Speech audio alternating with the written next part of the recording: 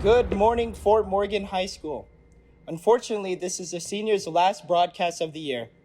Therefore, my colleagues and I are going to be parting ways.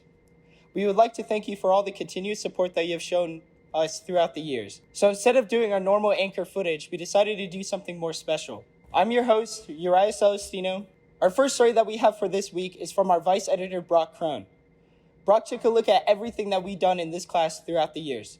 Good morning, everybody. So, as you may have heard, this week I decided to put together a compilation of some of our favorite moments from throughout the years. But before that, I would like to thank you guys for all of the support that we've been given over the years, and I hope you enjoyed the experience as much as we have. Seriously, guys, it's been amazing. So, without further ado, please enjoy our senior Hoofbeat recap. I want fries. What? Take your pick. What type of fries do you want? You want some fries, good sir? Get over here. Absolutely, I want some fries. So, hi, I bought these noodles in trying to substitute from the original hot ones like all the YouTube videos you see. I guess I'm gonna be reviewing them today. These are the noodles itself. Oh, just spilled that all over my keyboard. Epic eat time!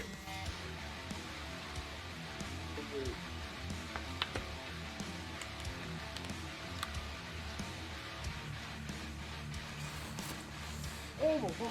So I got 3 fast food bags right here. I got Burger King, McDonald's, and Taco Bell. I got 2 items from the dollar menu from each. And today, I'm just gonna be reviewing these 6 types of different dollar menu items. So starting off, we got Burger King and McDonald's. We got burgers, lots of burgers. What's up, FMHS? Today, I'm reviewing bangs with Emily Wells. Today, we have cotton candy, pina colada, peach mango, and Star Blast. What's good for Morgan High School? It's Colton Claremont in this creaky chair, and this is Uriah Celestino. What's up, guys? We're making a part 2 of the energy drink review. Today we're doing Red Bulls. What you think about Red Bulls? My favorite energy drink. Bang, a little too heavy for me, you know. I used to drink a lot of Bang, too heavy, too much caffeine. It makes me all antsy. We got 4 different flavors to taste test here, and the first one. It's original. Yeah. She left. I'm like sweating right now. I'm literally sweating. Dude, we're like literally 10 minutes into this, and I can't even. So I turned on the sprinkler to be one with water. So the more water I drink, the more water I become. Hello, and welcome back to another Hoofbeat segment. So today, I'm gonna be trying something that recently just came back out from McDonald's. And I know you can already guess it. It came out in 1981 when it was first introduced, and that is the McRib. I don't know what else we do. Woo! We got pumpkins. We're done. Good job. Thanks for watching. Pumpkins are $4. Too expensive. Sincerely, thank you for your hard work and dedication in this class. Up next, I wanted to do a very special interview for our last interview from the seniors of this class. I interviewed an upcoming rapper, Guapo Tank, in his road to success.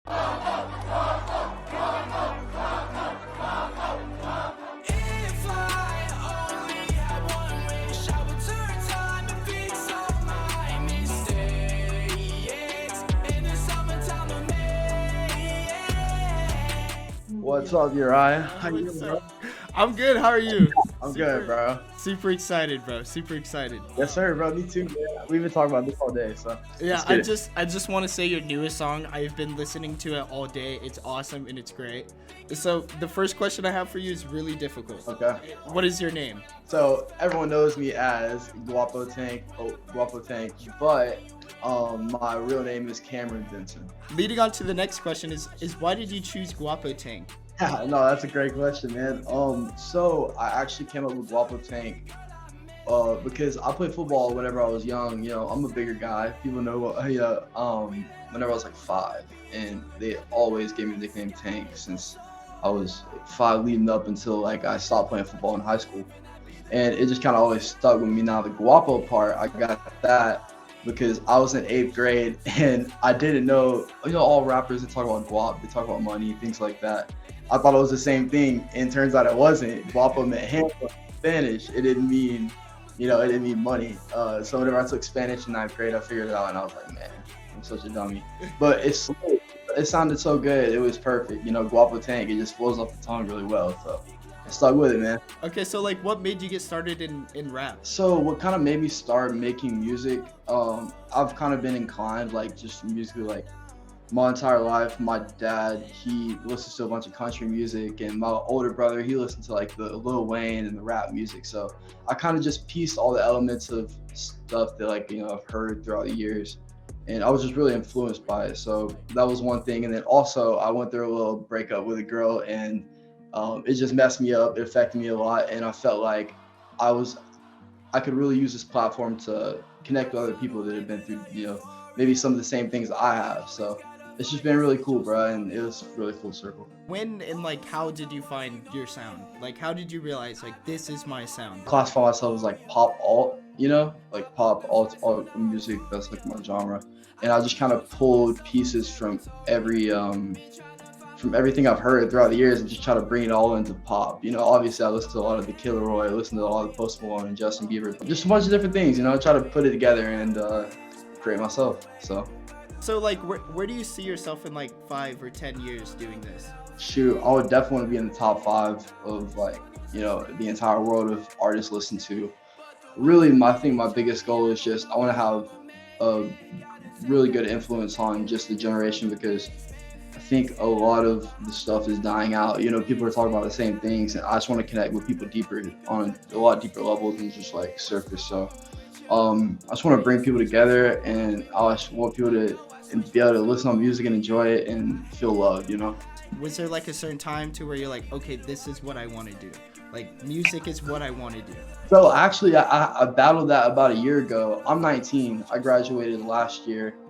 And, at first it was like, I kind of got to go on that college route, everyone else is taking. But thankfully I had a really good support system. My dad, he was really supportive, and he knew how much I love music. And, my team, they're always constantly pushing at everything. So whenever it came down to that point, I just knew that like I wouldn't be happy with myself if I didn't go chase this dream. On your album Dark Side, there was like an interlude, or it was at the end of a song, and you were like, I want to change the world with my music. Like, is there a certain strategy that you have of doing this? I feel like that whole path is still getting paved, like I haven't been able to, because I still feel like I have a lot of growth personally before I can make that change. Whether that is in that five-year mark, how we were talking about, where I see myself in 5 years, maybe then I'll be making that change. But for right now, I just feel like my mission statement is to keep putting out music that resonates with people and connects with them. And once I can get to the spot where I want to be personally, maybe I can start making those changes and get to, affecting the entire world, which would be crazy, So what are the steps that you take when creating a song? Do you have like a certain creative habit that you go through, or do you just get in the booth and just start singing?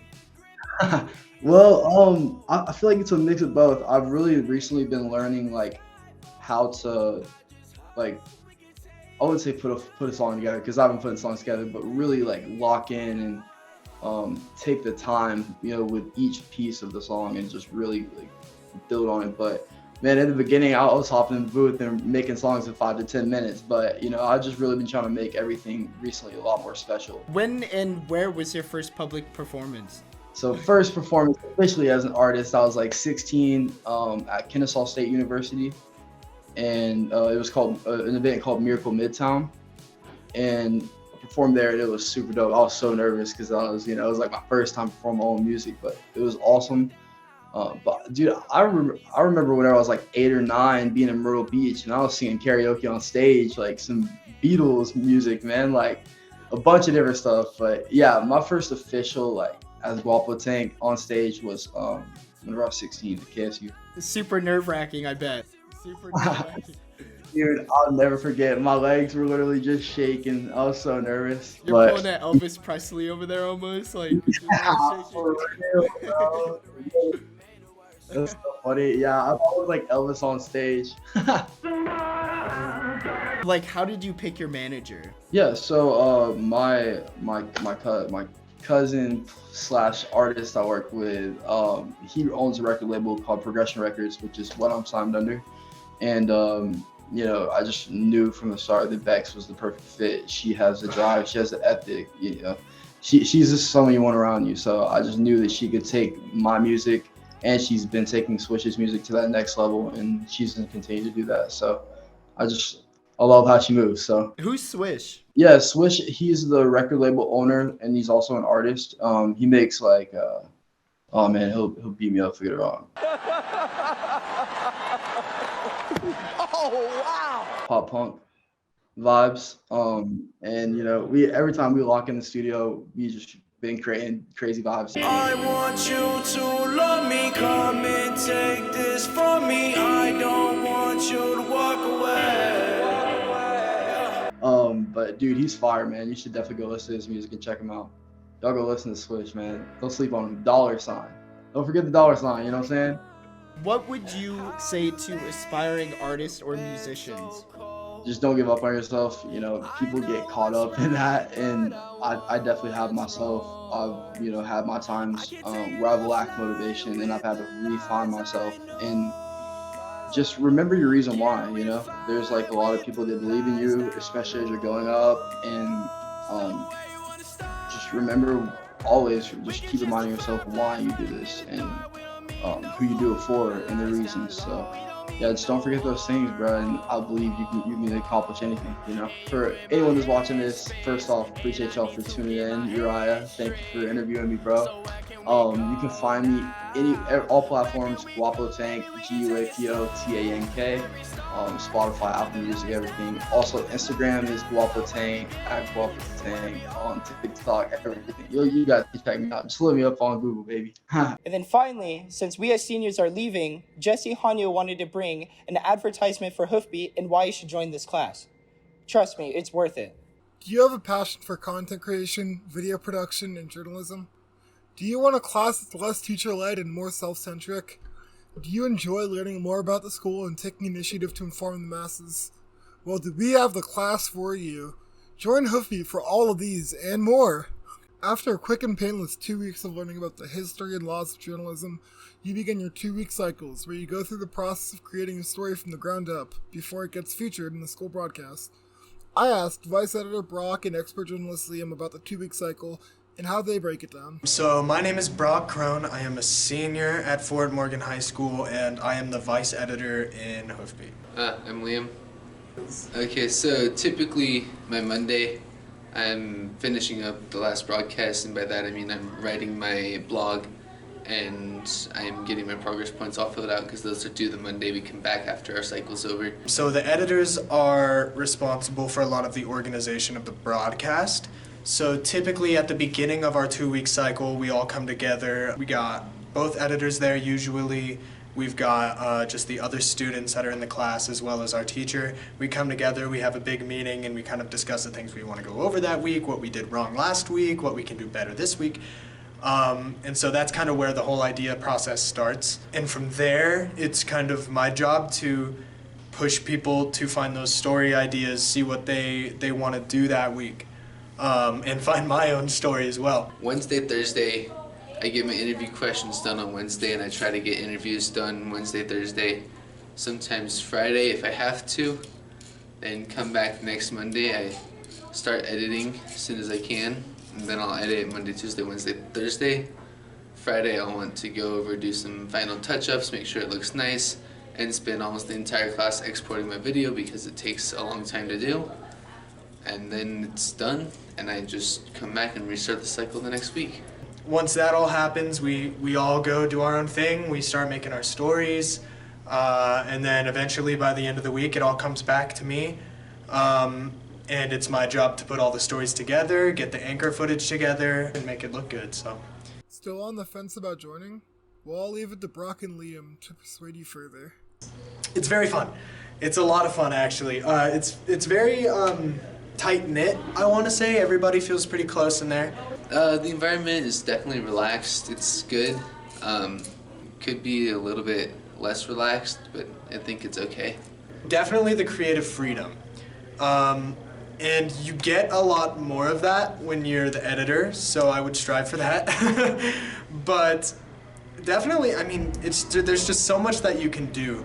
And especially when it comes to like encouraging the other students to be doing something that they're actually passionate about. That's probably my favorite aspect of the class anyways. My favorite part of the class is definitely editing stuff together, as well as being able to go out and get footage of stuff that's happening that we can actually like relate to in this school, and being able to like put that out and be like, hey everyone, here's this, like, or like if I'm doing like a profile on a club, I could be like, hey guys, here's like a new club, like you should go check it out, or here's how this group did it, like a state championship. The class is open to anybody who wants to join, and if you want the extra challenge, you can choose to be a broadcast editor. The editor puts together all the stories at the end of a cycle and ties it together in the final product that you see every week in advisory. The editor's role is a leadership role, but it's more of like a guidance thing. So my job is to encourage other people to do their work, walk them through the things that they may not know how to do, and really just encourage people to do their best. As for the actual role of editor, it can be very stressful, because once it comes down to it and it's Sunday night and you're sitting there and you're waiting for everybody else to get their stories into you, that's where the stress kind of turns on a little bit, because it's 12 o'clock, I've got school tomorrow morning, and I barely just started this broadcast. So, I mean, but other than that, like, it's a good experience, it really is, because every single week, more experience towards the editing, right? So, like, you get better at it, and you learn new things every single time, and it's really fun, I like it. Yeah, they definitely know a lot of what they're doing, and it's super easy for them to help guide us and make sure that we're doing the right thing. I would encourage all of you to join Hoofbeat. Do it. It was one of the best experiences that I've had in my high school career. And sometimes, you know, you make something and it's not very good, but next week you come back and you make something and you're super proud of it, and you go out after it airs in advisory and you get these compliments, and people are actually kind of genuinely excited to see it. I couldn't have said it any better myself. We could always use more help, so next time you're filling out your classes, give Hoofbeat a shot. And for one last time, thanks for watching. Again, we would like to thank you for all your continuous support of the Hoofbeat News broadcast. Sincerely, we thank you from all the seniors in this class. Thank you. Turn off the lights!